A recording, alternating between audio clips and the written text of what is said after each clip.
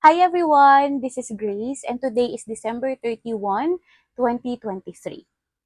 So today I decided to create this channel kasi this 2024, this will be my creative outlet na kung saan dito ko i-document yung mga magiging memories ko this coming 2024, kung ano yung magiging journey ko ng 2024, kung bibigyan ako ng pagkakataon na makapag-travel. So, pwede kong i-upload dito yung magiging mga travel vlogs kung saan kami mapupunta ng mga friends ko and families. Ayun, pwede ko siyang i-document dito. So, this will serve as my digital diary. So, dito sa channel na to, ang makikita nyo dito is very simple lang, very basic. Kasi gusto ko, kung ano ako, yun yung i-upload ko lang dito. So, katulad ngayon, hindi ako kung ano yung suot ko for today, hindi na ako nag-ready. Kasi gusto ko nga maging journal ko siya. So, since December 31 ngayon, and New Year's Eve na mamaya, malamang pag in-upload ko ito, tapos na yung New Year. So, i-share ko sa inyo kung ano yung mga ganap ko as living alone at magse-celebrate alone ng New Year dito kung saan ako nakatira kasi yung partner ko is nasa ibang bansa and yung parents ko naman ay nasa amin sa province. So, since my work nakasa ako next week and alam naman natin gano'ng kahirap magbiyahe lalo na pag walang sasakyan. So, nung December na lang o nung Christmas na lang ako umuwi sa amin and sinabi ko na lang sa parents ko na dito na lang ako ng New Year. Okay lang naman yun kasi alam ko naman natatawagan nila ako. Isasama ko kayo kung ano yung mga ganap ko this New Year's Eve. Tara! Pinakaunang-unang gagawin ko sa lahat ay ang maglinis. So, mag-isa lang ako, maliit lang yung apartment na tinutuluyan ko, pero syempre, kailangan kong maglinis. Kailangan kong magligpit. So, let's go.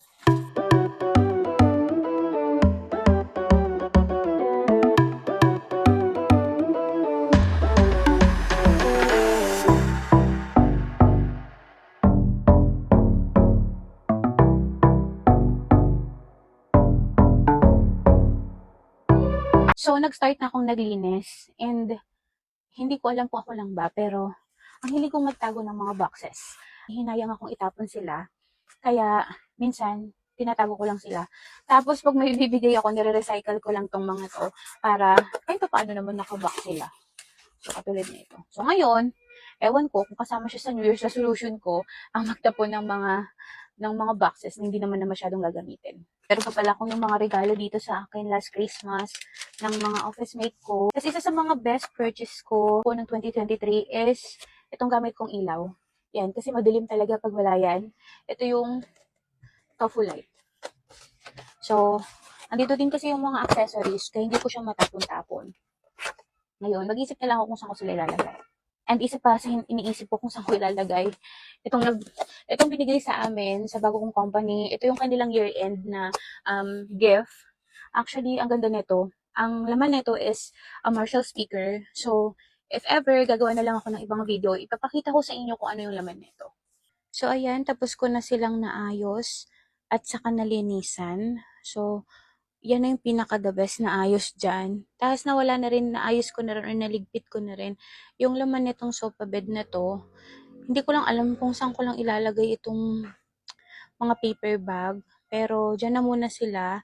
Tapos magtitiklop lang ako. And ayan na, yan yung pinaka-best effort dyan sa taas.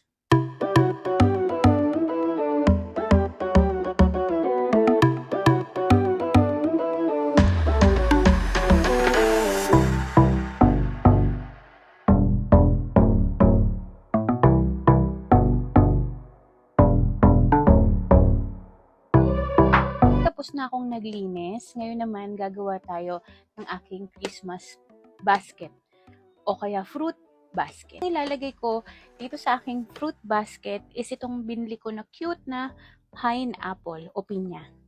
Ayan siya. Cute lang yan, oh. So, ilalagay ko lang siya here. Next one is, isa to sa mga favorite ko. Ito yung pomelo. Ayan. So, Mamaya ko na siya i-rearrange kung hindi ko nagustuhan yung itsura niya.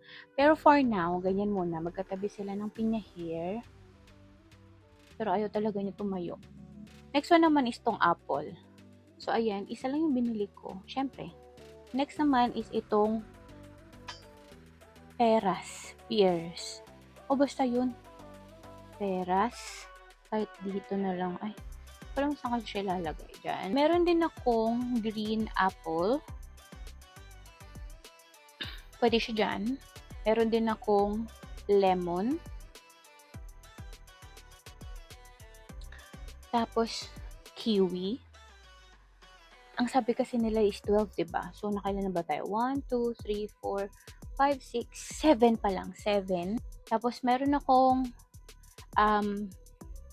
di ko alam kung kalamansi ba to o dalandan kasi binigay lang to ng mother ko. So, pinadala nila to sa akin. So, fruits din naman to. So, idadagdag ko siya. So, naka-8 na tayo. Bumili din ako dito ng grapes. Itong grapes na to, natuwa lang ako sa itsura niya. So, ito siya. Ay, nahulog pa yung isang piraso. Nabawasan pa. Kunti na nga lang. Ito siya. Diba? It's cute. Ayun oh. Diba? Ang ganda niya. So, dito ko na lang siya ilalagay sa gidli-gidli. Ay, dito sa gitna. Ayan tayo. Hindi ko na alam kung saan ko po siya ipapatong. Yes po. Opo. Ito na lang sa ilalim ng lemon. Ayan. After nan is, meron pa akong isang biniling kind ng strawberry. Kind ng grapes. So, ito naman yung sinabi sa akin ng mother ko. May kahawig to sa amin. Para siyang duhat. Ayan. Yun siya. Kita nyo ba yun? Ang cute. Ayan. Ganyan yung itsura niya. Nalagay ko lang din siya dito. Tatago ko lang yung kanyang, okay, so nakakailan na tayo? 1, 2, 3, 4, 5, 6, 7, 8, 9, 10. So far, ito na yung ating fruit basket. Kulang pa ng dalawa. Malaya na, putol pala yung video. So, ayan siya.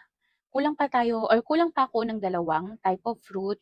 So, buti na lang dun sa SM na pinagbilhan ko, ang ginawa nila, lahat na ng mga prutas is nakalatag lang. Tapos, allowed ka na kumuha kung ilan lang yung kukunin mo o yung bibilhin mo. Katulad ko, nakabili lang ako ng isang pirasong green apple, isang pirasong apple, isang ganun lang, basta isang ganito lang, ng grapes, ganun, mga ganun. So, dahil kulang pa ako ng dalawa, wala na akong ibang maisip na fruit. So, ito na lang yung idadagdag ko. So, mamaya hindi na kasi ako magluluto. So, mga snacks lang yung kakainin ko. And, bumili na lang ako ng pira-piraso lang na additional na fruit. So, ito yung isa.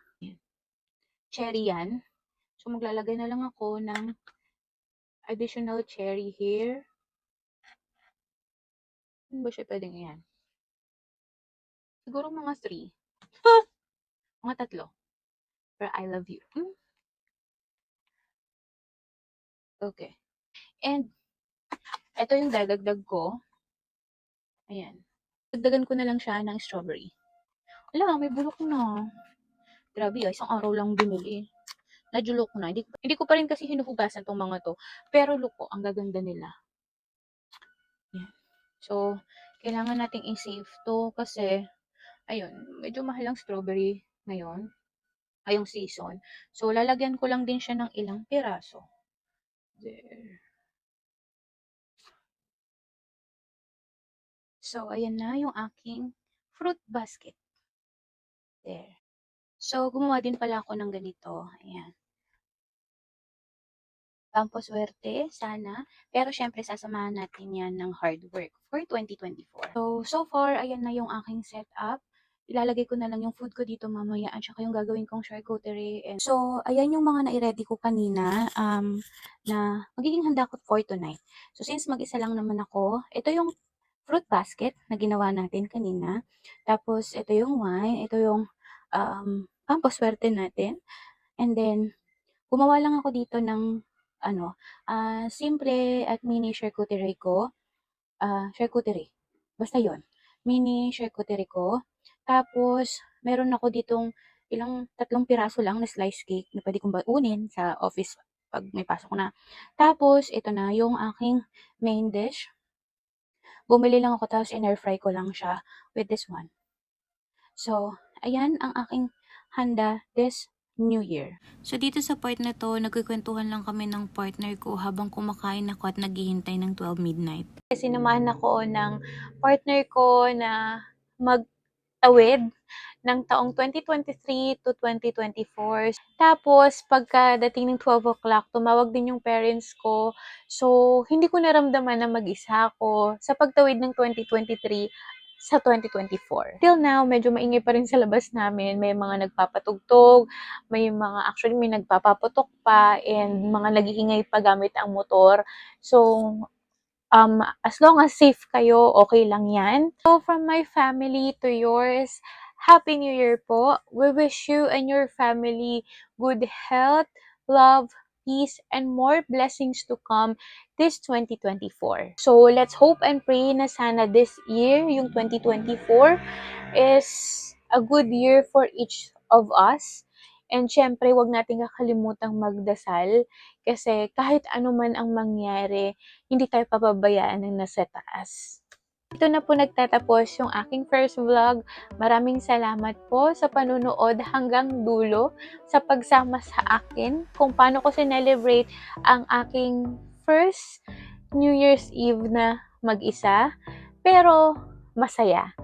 So, if you like this type of video, yung ganitong video sa akin na very raw lang, you can click the notification button or the subscribe button para once na nag-upload ako ulit, ma-notify ka. And if meron kayong mga suggestion, kayong mga ideas, just let me know in the comment section para magawan ko to ng video. So, ayun lang for now. Thank you so much for watching. Bye!